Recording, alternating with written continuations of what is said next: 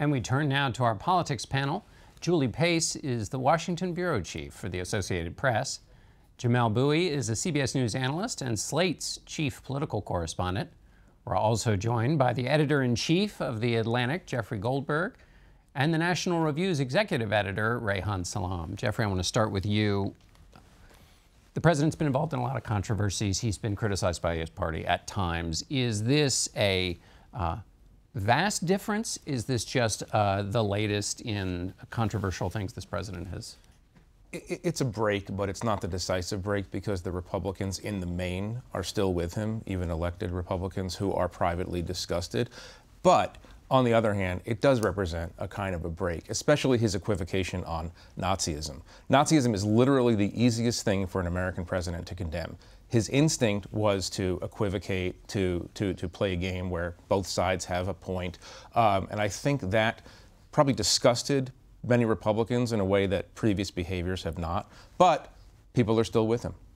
Reihan, in terms of those people who are still with him in the CBS poll, about 67% thought the president had, Republicans, had said the right thing in terms of Charlottesville. And I certainly in my own reporting have talked to people who said, look, he denounced the KKK and white supremacists on Monday, and he pointed out accurately that there was violence.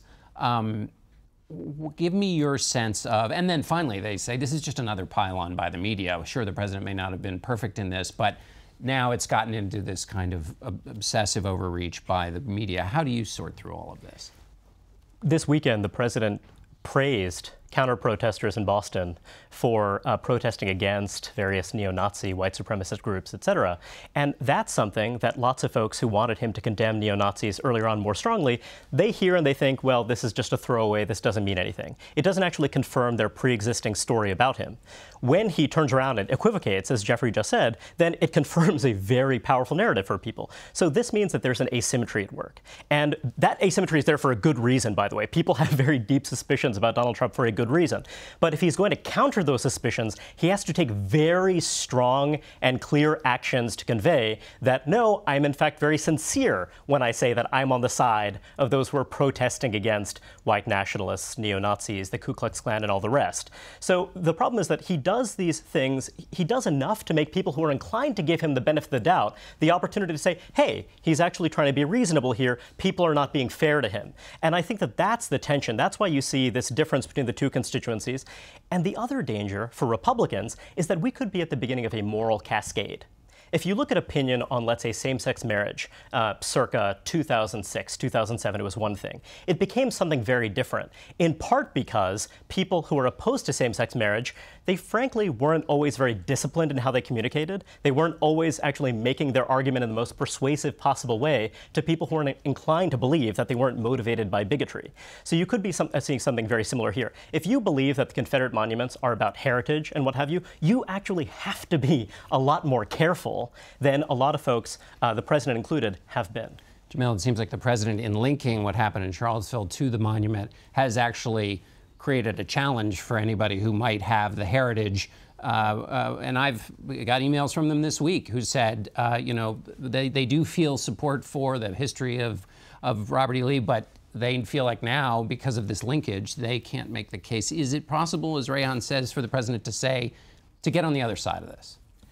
I really think last Saturday was decisive here. That last Saturday and this past Tuesday were such sort of violations of what people think presidents should do, were so frankly shocking to a lot of people that I'm not sure it's possible for him to recover back, like, you know, regroup and make an argument here that actually makes the heritage case but doesn't sort of apologize for bigots, doesn't sort of gesture in that direction. I really think it's too late there. I want to add, though, on the politics of this, that it often seems like Trump is not losing any support from his voters.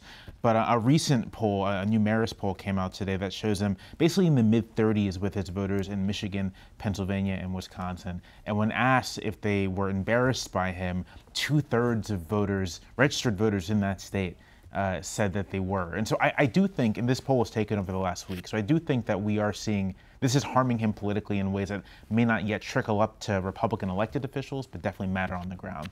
Julie, another thing that happened this week, to Jamelle's point about the how it may affect Republican elected officials, we did see Senator Corker, the chairman of the Senate Foreign Relations Committee, make a different kind of argument. This wasn't just saying that the remarks about Charlottesville were off, but he said the president lacks the stability for the job. That did seem different. It was different, and I think it's an open secret in Washington that Republicans for months have questioned the president's temperament. They have questioned his competence, whether he can actually fulfill some of the basic functions of the job. What we saw this week is Corker expressing that publicly. And we at AP fanned out around the country. We talked to Republicans in places like Wisconsin, in South Carolina, Kentucky, Republican strongholds.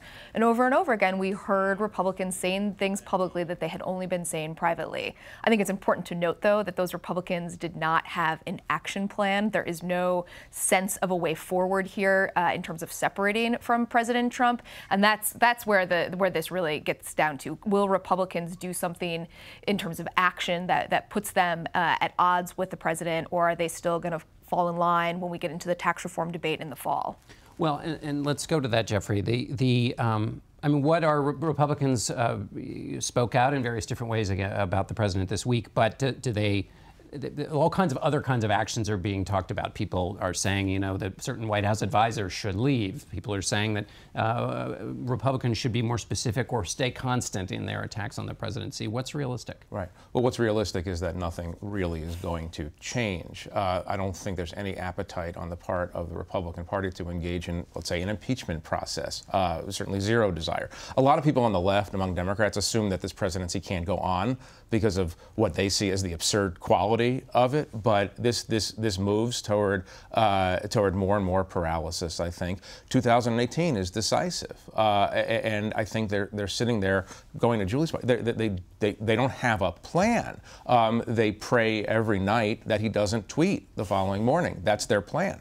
And go ahead, Reihan. Well, the role of the president in our system is to be both the head of state and the head of government. There are some presidents who've been great heads of state and not great heads of government.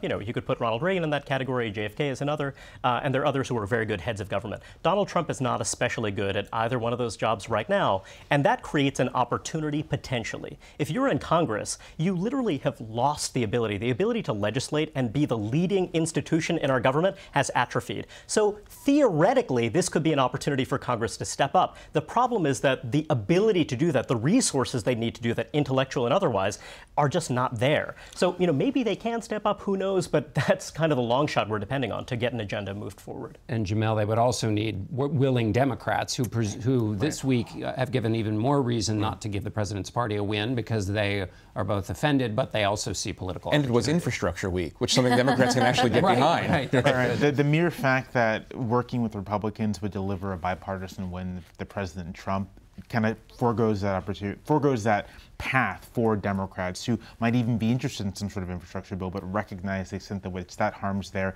immediate short-term political prospects. And I don't think necessarily that that's a bad decision to make for them, in part because President Trump has shown himself to be so transgressive on issues like racism, has shown himself to not be looking towards a united American polity, but focusing on a very specific base and not offending that base, even as those people are offending many other people. So Democrats choosing to say, we're going to not work with Trump for a variety of moral and political reasons, I think makes a lot of sense. I do think, though, it's important on the Democratic front. A lot of Democratic activists that I talked to this week were very energized, but a lot of Democrats I talked to who are working on 2018 House and Senate races were a little more nervous because they recognized that in 2016 they ran on a anti-Trump message. They focused on these questions of morality. In some cases, they focused on these questions of race, and they lost. And they really feel like the party needs to get an economic message, that this focusing on this is not going to be enough next year. Steve Bannon, as he departed the White House, made this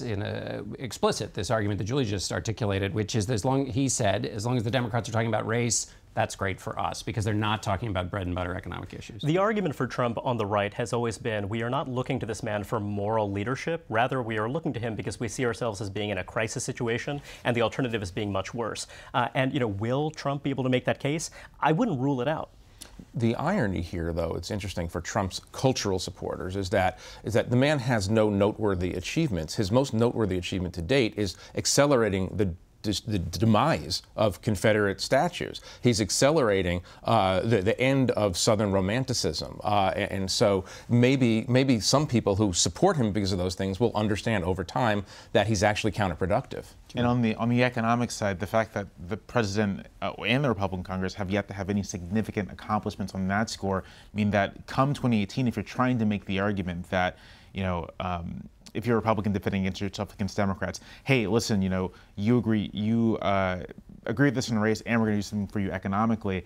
That hasn't shaken out yet, and that I think actually will make an impact next year. It was during the last year's election, Trump, because he had no record, could make these claims about the kind of economic stuff he was going to do. But now that he has a record, he has to run on it, and Republicans have to run on it. It's a disadvantage. The question is, do people pay attention to policy debates in so granular a fashion, or do they pay attention to headline numbers? What's happening to job growth? Exactly. And I think even just unemployment and wage gains and what have you, we can separate the question of whether or not he deserves a credit for it. I mean, he's barely been in office, right? But the thing is, that is a very powerful factor. Right. If you look at 2010, look, unemployment went up. If you look between the next 2 years when Barack Obama got elected, employment levels went up. I mean, it's that straightforward.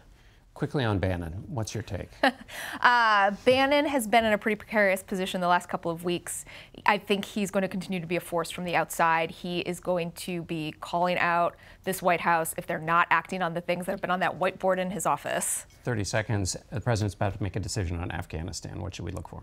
What you look for is a little bit more of the same. He seems to be going down a conventional path of a modest troop increase, which is what his generals are asking him to do. The Bannon right wanted a drawdown. Trump is now interested in Afghanistan because he's been told that there's a lot of mineral wealth under the ground. So he sees a return on the American investment in more troops. I think what we're going to see is more of the same and more pressure on Pakistan, which is actually a useful thing. Okay, we've run out of time. Thanks all of you, especially for the speed round at the end. We'll be back with some thoughts on speaking out.